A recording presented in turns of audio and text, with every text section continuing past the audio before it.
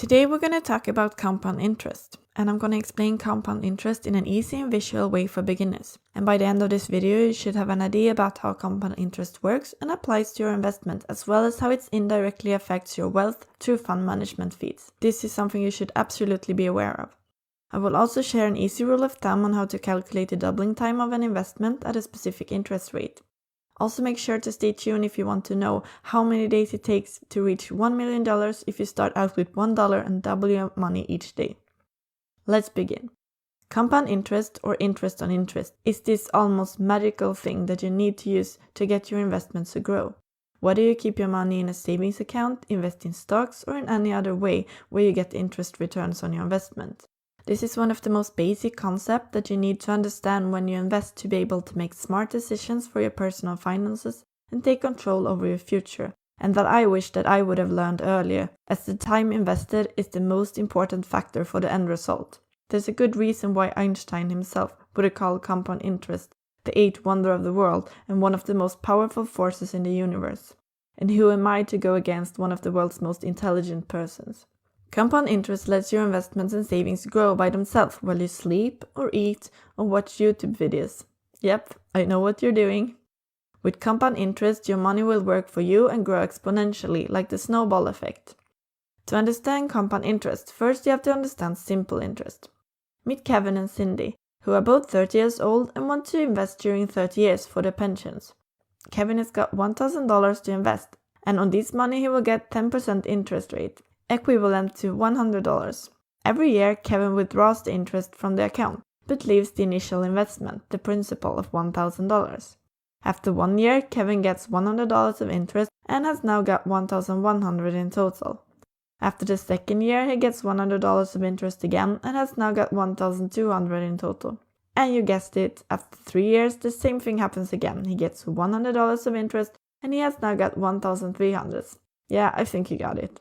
After 30 years, Kevin has got $3,000 of interest, $100 each year during 30 years. And as he withdraws the interest every year, he doesn't get any interest on interest, or compound interest. So in total, he has got $4,000 after 30 years. Now let's see what happens to Cindy. She also invests $1,000 just as Kevin did. And just as he did, she also gets 10% interest rate on her investment each year. But instead of withdrawing the interest every year like Kevin did, she leaves the money invested and gets compound interest. After 1 year, she gets $1,000 of interest just like Kevin. When another year has passed, it's time for the money to grow again. And here comes the interesting part, because after the second year, she doesn't get $100 but $110. This is 10% of the money she accumulated after the first year, $1,100. Thus after 2 years, she now has $1,210. After the third year has passed, she gets interest again, and again this year she gets more interest than the last year. After the third year, she gets 10% of $1,210, which is $121. And now she has got $1,301 in total, and so on. As time passes, the earned interest increases each year. As on the second year, Cindy does not only get interest on her initial investment of $1,000, but also on the interest earned previous years. The interest is compounding. In this figure, I visualize the growth of Kevin and Cindy's investments. The red line shows Kevin's growth without compound interest. With compound interest, Cindy's investment grows exponentially, as the purple line shows.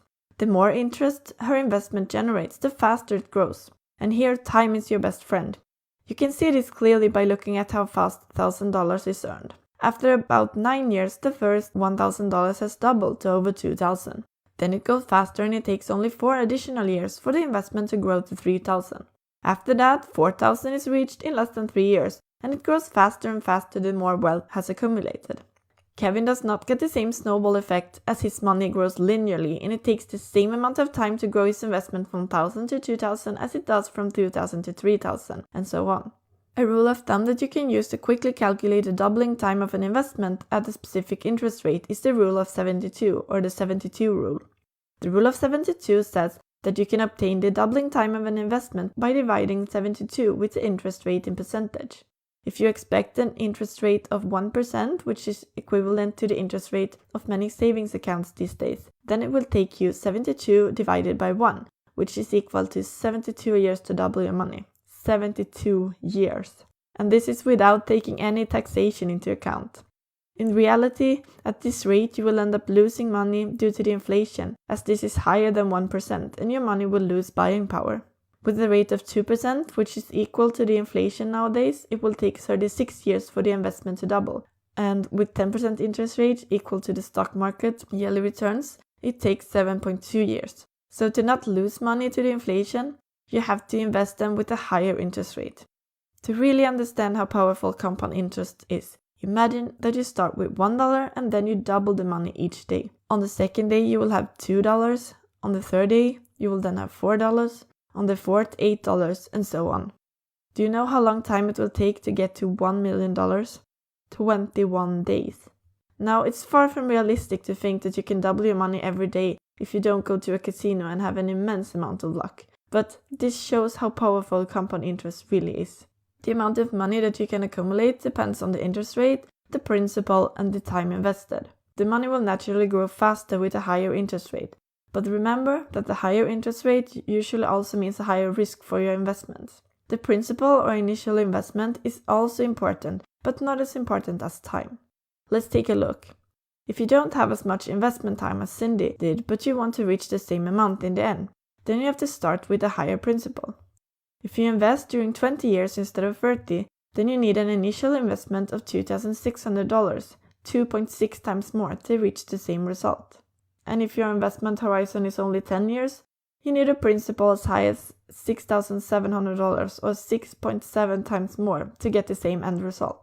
So if you're young, then time is on your side and it can be worth investing even smaller amounts.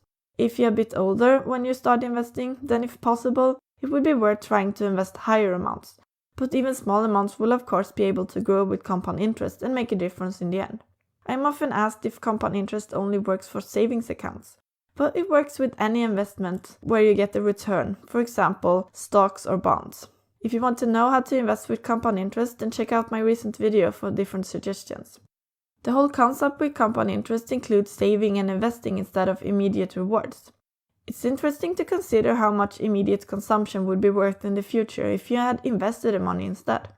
A coffee on the go for about, say, $5 would be equal to $80 in 30 years, invested with 10% interest rate and compound interest. Or a lunch for around $10 would in the same way be worth almost $160 with compound interest. Now, I'm not saying that you should never buy coffee or lunch, but it's good to be aware so you can make smart economic decisions and have control over your consumption and investing. Often we just don't get one coffee, but maybe we get one coffee a week. In 1 year, this would be $260. And maybe this is not so much for you in 1 year, but after 30 years invested with compound interest, this could be $4,100 instead. And that lunch could in the same way be $8,200. Is it still worth it? Honestly, this was more than I expected. Another example of when compound interest has an effect is when looking at management fees of funds. It's easy to be fooled to think that a management fee of 0.2% or 2% does not matter that much. The difference is just a small percentage, but with compound interest, this difference will grow larger the more time passes. For one, the management fee accumulates into a larger sum as time passes, and for the second, the fee also decreases your invested sum that can compound new interest the coming year. Let's take a look at the example of Cindy again. The first time I didn't take any fees into consideration, but here you can see how much she would get if she had invested with a specific management fee percentage. The fee of a mutual fund is commonly around 1 to 2%, and for index funds the fees are lower and usually below 0.4%. Hedge funds can have even higher fees of 2.5% or more, and different performance-based fees where the fund gets to take a greater fee if it beats its benchmark index also exists. If you're not familiar with different fund types, make sure to subscribe to my channel and press the bell so you don't miss any upcoming videos where I will cover this in more detail. If Cindy had invested in an index fund with a yearly fee of 0.2%, she would have had 94% of the sum she would get without fees after 30 years. If she instead had invested with a fee of 2%, she would only have had 56% in the end. So as you can see, the fee is crucial for the end result. When the bank says that the fee is 2% per year, maybe you think it's a bit expensive, but we still get to keep 98%, so it cannot be that bad, right? If the bank instead would have told us that with this fee you would get to keep just over half of the money in 30 years, we probably would have considered twice if we really should accept the deal or not. Should we then always invest with as low fee as possible? No, not necessarily. If an actively managed fund can beat its benchmark index, the higher fee can be justifiable. But you should be aware that many actively managed funds are in reality disguised passive funds.